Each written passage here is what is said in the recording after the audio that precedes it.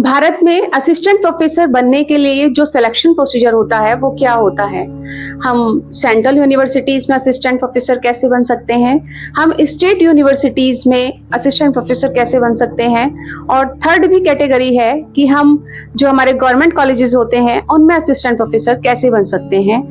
तो अगर आपके मन में भी ये क्वेश्चन है और आप असिस्टेंट प्रोफेसर बनना चाहते हैं पर बहुत सारे डाउट्स हैं इस बात को लेकर के, तो यकीन मानिए मेरी वीडियो आपके लिए ही है। Hi everyone, this is doctor Shikha, assistant professor and research supervisor MJP Rohilkhand university Bareilly. अगर आप सेंट्रल या स्टेट यूनिवर्सिटी में असिस्टेंट प्रोफेसर बनना चाहते हैं तो मैं आपको स्टेप बाय स्टेप इसका सिलेक्शन प्रोसीजर बताती हूँ।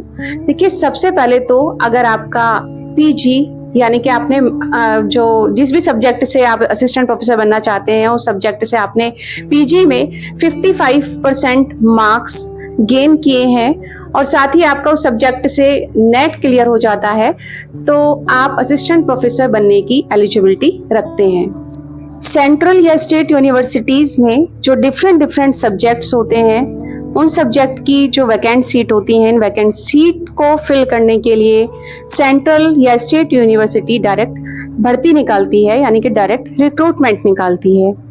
अब आप अपने सब्जेक्ट की वैकेंसीज को चेक करेंगे, अगर वैकेंसी आएगी तो आप इनमें अप्लाई करेंगे अगर आपका यूजीसी नेट क्लियर है। 1 जुलाई 2023 को यूजीसी का एक नया नियम आया था जिसमें कहा गया था कि अगर भर्ती के लिए डायरेक्ट रिक्रूटमेंट निकलता है तो आपका जो मिनिमम क्वालिफिकेशन होनी चाहिए, मिनिमम एलिजिबिलिटी नेट होनी चाहिए पीजी के साथ।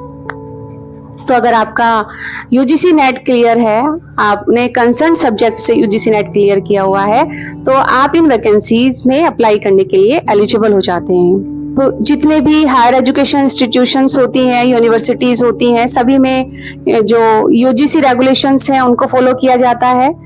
तो यहाँ पर यूजीसी का एक क्राइटेरिया मैं यहाँ पर शो कर रही हूँ जिसके द्वारा हम कैंडिडेट्स को इंटरव्यू के लिए शॉर्ट लिस्ट करते हैं। ध्यान से इसको देखिएगा, स्क्रीन पर मैंने लगा दिया है। अब आपका एकेडमिक रिकॉर्ड देखा जाता है और इस एकेडमिक रिकॉर्ड के बेस पर आपका एपीआई स्कोर कैलकुलेट किया जाता है। ठीक है, इस एपीआई स्कोर को कैलकुलेट डिफरेंट अलग अलग जो पॉइंट्स हैं उनके आधार पर किया जाता है। जैसे आपके ग्रेजुएशन के मार्क्स देखे जाते हैं, आपके पोस्ट ग्रेजुएशन के मार्क्स देखे जाते हैं, आपके पीएचडी देखी जाती है, पीएचडी के भी अलग से मार्क्स हैं, आपका नेट एग्जाम क्लियर है तो उसके भी अलग से मार्क्स हैं, आपने नेट जीआरएफ क्लियर किया हुआ है उसके 7 मार्क्स हैं, आपका सेट या स्लेट एग्जाम क्लियर है, किसी पर्टिकुलर स्टेट की वैकेंसी निकली है यूनिवर्सिटी में, आप उसमें अप्लाई करना चाहते हैं और आपने अपना सेट या स्लेट एग्जाम क्लियर किया हुआ है तो उसके भी 3 मार्क्स हैं। अगर आपका टीचिंग एक्सपीरियंस है या आपका पोस्ट डॉक्टोरल एक्सपीरियंस है तो उसके भी अलग से मार्क्स हैं। ठीक है, और अगर आपका रिसर्च पब्लिकेशन का वर्क है यानी आपने किसी यूजीसी केयर लिस्टेड जर्नल में या जो पीयर रिव्यूड जर्नल होते हैं उनमें अपना रिसर्च पेपर पब्लिश कराए हुए हैं और पर पेपर इसमें 2 मार्क्स मिलते हैं और मैक्सिमम 10 मार्क्स ले सकते हैं, यानी कि 5 रिसर्च पेपर अगर आपके हैं तो आपको यहाँ पर 10 मार्क्स मिल जाते हैं। और इसके अलावा अगर आपने कोई नेशनल या इंटरनेशनल बॉडी से कोई अवार्ड लिया हुआ है तो भी आपको उस अवार्ड के यानी कि 3 मार्क्स मैक्सिमम आपको मिल जाते हैं। और एपीआई स्कोर के सम टोटल जो भी आपका स्कोर आता है उस स्कोर के बेस पर आपको इंटरव्यू के लिए यूनिवर्सिटी शॉर्ट लिस्ट करती है। अब इंटरव्यू में कितने कैंडिडेट्स को बुलाया जाता है ये सिर्फ और सिर्फ यूनिवर्सिटी पे डिपेंड करती है कि कितने कैंडिडेट को इंटरव्यू के लिए इस एपीआई स्कोर के बेस पर शॉर्ट लिस्ट किया जाना है।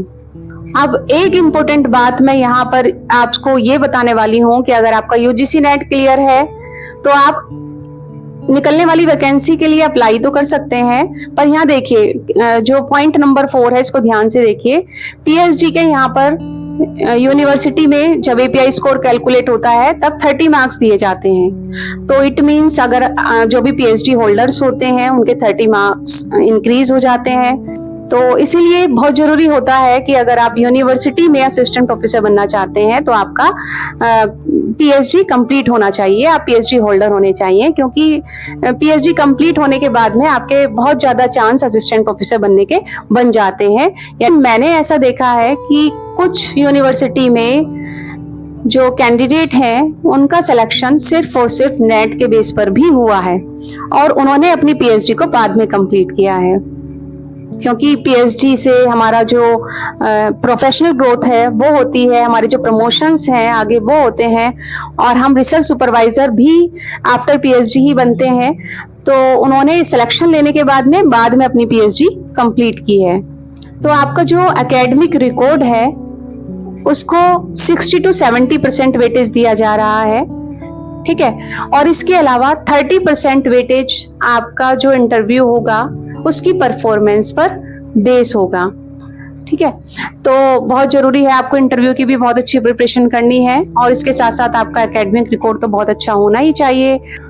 गवर्नमेंट कॉलेजेस जो होते हैं इनमें असिस्टेंट प्रोफेसर कैसे बनते हैं? देखिए, इनमें असिस्टेंट प्रोफेसर बनने के लिए जो वैकेंट सीट्स होती हैं गवर्नमेंट कॉलेजेस में, इसको लेकर के इनडायरेक्ट रिक्रूटमेंट निकलता है।